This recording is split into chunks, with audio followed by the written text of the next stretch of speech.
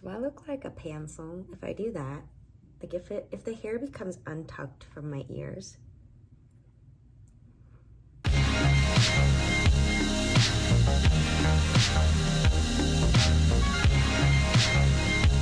Anyways, I'm here because I have more URTAs tips and tricks for you all, my people, my MFA prospective students.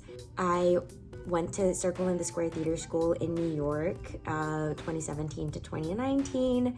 That was my first acting school ever. My BFA was actually in design, and using that design degree, I still work for Circle in the Square Theater School as a graphic designer and like social media manager. I'm really close with the artistic director who used to be my dance teacher, interestingly, and I'm close with the assistant administrative director too, but he's the one in charge of doing like the audition tours for Circle in the Square. So he, you know, goes to the SETCs, I think, and he does the URTAs everywhere. And when he was running the URTAs in Chicago for Circle in the Square, he was like, hey, do you want to come and just sit in and watch some auditions and keep me company? And I was like, yes. It was really not only exciting but illuminating in a lot of ways. I auditioned for URTAs in New York in 2023, got into my top choice at URTAs, and I'm a current MFA student at Northwestern University in Chicago, because I'd been on the other side of the table just the year before, and now I was getting to watch these auditions as a panel member. I began to clock like what common mistakes were and what was really working for people in general. So I thought it would be really helpful to make another updated URTAs video with all that new information. So here we are. I have some hard guidelines that I think will be effective across the board for everyone, and then I have some soft recommendations, like my personal recommendations for people that I think would be really helpful if it resonates with you. So first of all, let me provide some proof that I was there. So this footage is from the first time I recorded this video. I actually did this back in March, and while I was editing, I realized I hated everything that I was saying. So I'm re-recording it, but this footage is from back then, and it's here. Here. I obviously cannot show you the whole sheet, but it says 2024, oh my God, 2024 guest auditions, Chicago, January 28th. Those are my notes. And I also did, there were 6 walk-in candidates. I also have a sheet for that. Boop, not gonna expose anybody. It says walk-ins. Yeah, so it's basically a list of the students who attended, their information, like what school they were coming from. Oh, this was not the, Circle in the Square is not a part of the main auditions. We only do guest auditions. So for people who changed their mind last minute and decided they actually wanted to audition for the guest schools, we had a list for the walk-in candidates as well. I got some footage of the Chicago audition space, which actually was very surprising to me because I auditioned in New York and it was a very, very different vibe. You couldn't really call it a conference room. It was very small. The panel members were sitting shoulder to shoulder, and the stage that the actors were standing on was you could barely really call it a stage. It was just a raised platform. It was very, very small, but the Chicago space was in a gigantic ballroom, and their stage, although it was a makeshift stage as well, it wasn't a permanent fixture of that room. It was raised super high, maybe, I don't know, 2 feet, 3 feet.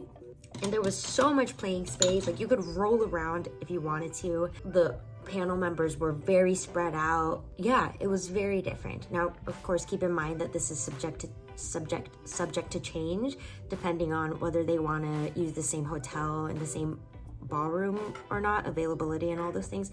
But just keep in mind that, yeah, depending on what city you're auditioning in, it will vastly differ. Which actually brings me to my first hard guideline that applies to everybody, which is you have to be heard. You have to fill whatever space you're in with your voice. When I was there on January 28th, 2024, I think I saw maybe 40 students total in the 3-4 hour span that I was there. And I will say most people were fine. We could hear them. By the way, I was not sitting that far behind. I was sitting like pretty much in the middle of where everybody else was sitting. Like most people were fine, but there were maybe like 4 or 5 students where the volume was just so low that, in all honesty, the audition was wasted because nobody could hear them. And I know it wasn't just me, because when people weren't being heard, I could see the panel members all like straining or going like, huh? Like, what are they saying? You know, there's this general atmosphere of confusion and like frustration. So yes, tip number 1, do not waste your audition, and better to be safe than sorry. Like, project. I think it might be helpful to try out different spaces as well if it's hard to be mindful of your volume. You know, like it might not be a space that you're envisioning in your mind, and it might be a ballroom when you have been thinking of like a classroom. Try it in your bathroom, and then try it in your living room, and then maybe try it outdoors. But yes, volume is crucial. That is just the baseline. And tip number 2 is something which I think is like very, very easy to overlook, but I want to tell you that it's absolutely crucial that you do this, is be mindful of the energy that you're entering and exiting with, aka have a greeting when you walk in and have some kind of thank you after you're done when you're walking out. It seems like such a trivial thing, like why can't I just go in the room and start doing my monologue? But the thing was, again, out of like the 40 students that we saw, almost everybody was doing some kind of greeting when they walked in, and almost everybody was saying thank you, it was a pleasure to be here, or some kind of acknowledgement of gratitude before they walked out. That the few people that didn't really stuck out. The audition is not just the monologues and about your acting abilities. It's about like a school wanting to spend the next 2, 3, 4 years with you in an MFA program. They're looking for like pleasant, happy, agreeable people, right? And I'm not saying like be a kiss ass. That's really obvious too. Don't do that.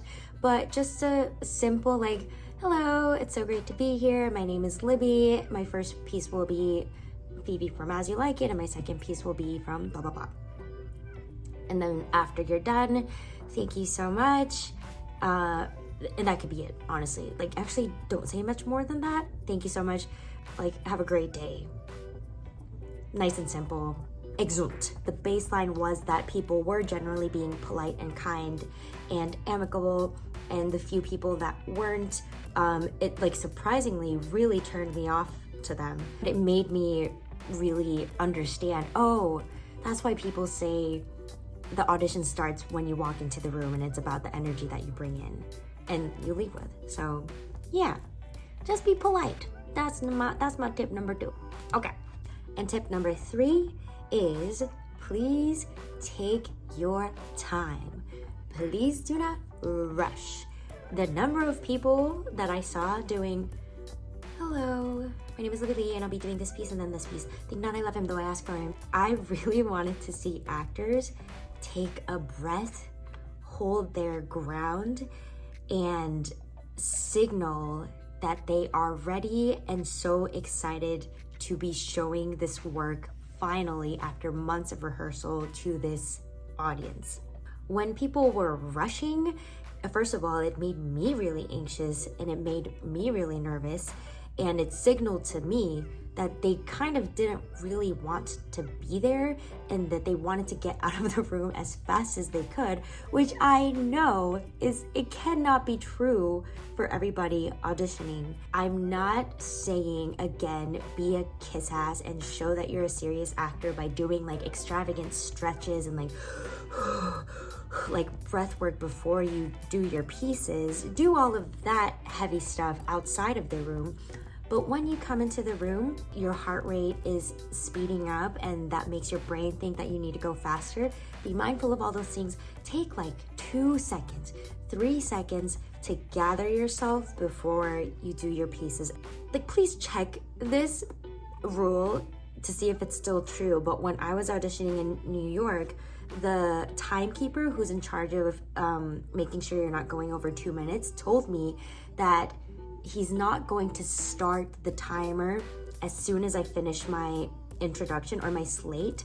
They actually start the timer when they see a moment of acting. Oh, the example they gave was like if you start miming something, if you're like shoveling dirt, that's when they'll start the timer. It's not gonna be like, my name is, and I'll be doing this piece and this piece. Boop, timer starts.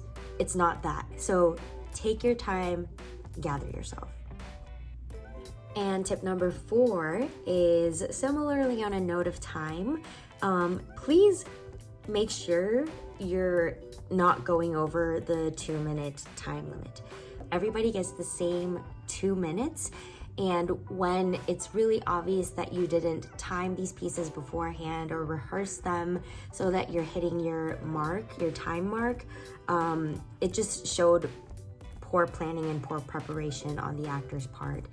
My tip would be to, when you're rehearsing these, try to time yourself a little under 2 minutes. I mean, like, people can tell if it feels like, oh, like they slightly mistimed it, and like near the end of your second monologue, it feels like you were kind of cut short. There's a difference between that and somebody who did like one monologue for 1 minute and like 40 seconds, and I was under the impression that they were gonna do one monologue, and then with like 20 seconds left to spare, they start something new, and before they even get to like the meaty middle of this second monologue, the timekeeper has to stop them and say, thank you. The reality is that you are being contrasted to everybody else who's auditioning that day. And if everybody else is hitting their time mark to a T and you're not, then it just signals like some kind of poor preparation on your part.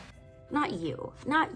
You're gonna do great. But I'm saying, just be careful, time it under 2 minutes so that you can be more relaxed when you do your monologue.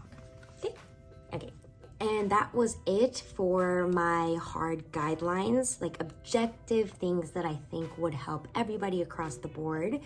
And yeah, they're quick fixes. They don't cost any money.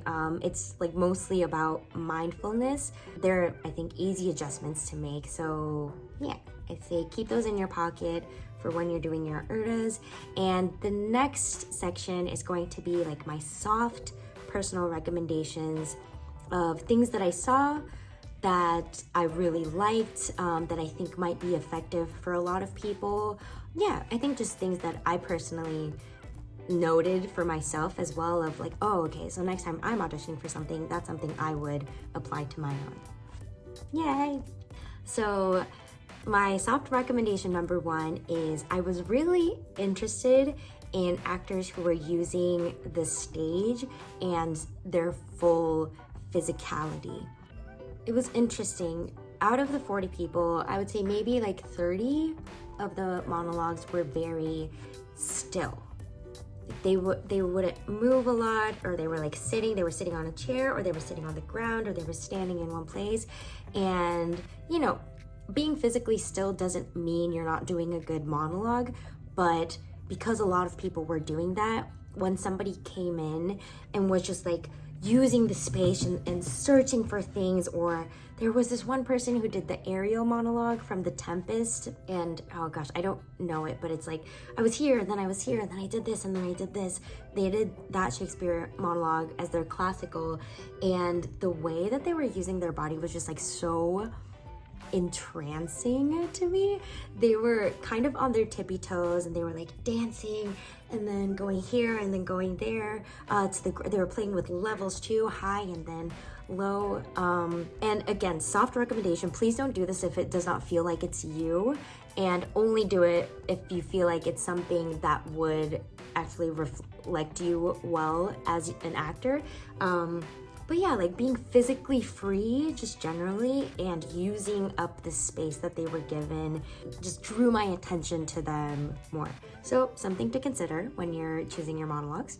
Okay, actually, I'm looking back at my old video and I kind of like how I phrased this exact section, so I'm gonna insert that video for this part. Libby's recommendation number 2 is flubs are not the end of the world. period. So many people flubbed and we called a lot of them back. We understand. I mean, most of the people in the panel are probably have been actors or some kind of performer in the past as well. We understand that no matter how hard you've rehearsed it, or no matter how many times you've done the monologue, even if it's in your bones, mistakes happen. As long as it's not like, damn it, you know, as long as you don't like acknowledge or wallow in it and just move on and jump to the next word, the next line, you're fine. I promise you that is not gonna make or break anything. So if you flub something, don't even worry about it, dude, okay? Move on, onward, next, thank you. Thank you, Past Libby. Tip number 3 is, I know the standard that the URTAs recommends is that you do 2 contrasting monologues. So like 1 contemporary, 1 classical, 1 dramatic, 1 comedic. But I would dare to say that those are like recommendations instead of hard set rules. And if you feel very compelled to do something outside of that standard, then go for it. If you actually have a 2-minute monologue that you think really showcases you, that you really are in love with and feel strongly about, and if that monologue actually has like some kind of contrast within it, I would dare to say it's okay that you don't follow those guidelines. I saw this one girl absolutely kill her 2-minute time slot with a contemporary monologue about hummus. It was like hilarious, comedic, and then I think it had some kind of dramatic button somewhere. And even though it was 1 monologue, it was contrasting and it showcased her so beautifully that was enough to call her back.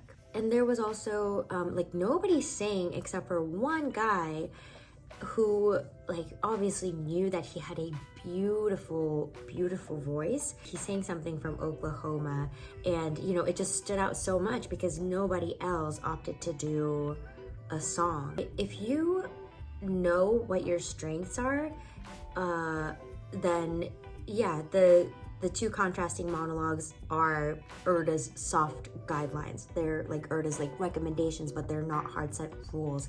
So yeah, don't be so afraid to like go slightly outside of the box on that one. Okay, this is future Libby here. I want to emphasize that this is a risk that you will be taking. I don't think I was very clear on that the first time I recorded this. It is risky. And I myself did what the URTA's website asked me to do. I did 1 dramatic contemporary monologue and a 2nd comedic classical monologue. This advice is very specifically for people who have a longer monologue that they are absolutely in love with, or feel really strongly about like singing or doing something different, but they're hesitant because on the URTA's official website, it says that they recommend that you do 2 contrasting pieces. I just like had not known that it was a possibility at all. So I just wanted to point out that there are people who do take that risk and it does pay off for them. Not always, but it does happen. Okay, that was it, bye.